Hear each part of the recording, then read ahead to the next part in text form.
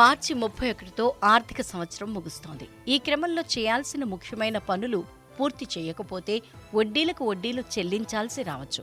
ఆర్థిక సంవత్సరం ముగింపు నేపథ్యంలో మార్చి 31 నాటికి పూర్తి చేయాల్సిన ఆ పనులేంటో ఇప్పుడు చూద్దాం.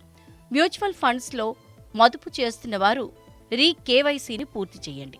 అధికారిక ధృవీకరణలతో కేవైసీ నిబంధనలను పూర్తి చేయని వారు తగిన వివరాలు సమర్పించి దీన్ని పూర్తి చేయాలి.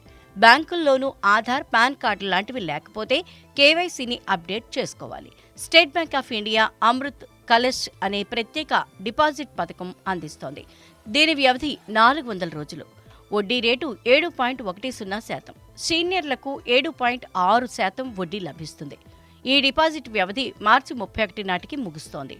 ఇక సొంతిల్లు కొనుక్కోవాలి అనుకునే వారికి పలు బ్యాంకులు ప్రత్యేక రాయితీతో మార్చి 31 వరకు రుణాల్ని ఇస్తున్నాయి. ఆదాయపు పన్ను రిటర్న్స్కు సంబంధించి అప్డేటెడ్ రిటర్న్లు దాఖలు చేయడానికి మార్చి 31 వరకు గడువుంది. ఆదాయపు పన్ను శాఖ నుంచి నోటీసులు వచ్చిన వారు ఈ పనిని పూర్తి చేయాలి. 2021 నుంచి 22, 22 నుంచి 23, 23 నుంచి 24 మదింపు సంవత్సరాలకు సంబంధించి వీటిని దాఖలు చేసేందుకు ఆదాయపు పన్ను విభాగం అనుమతించింది.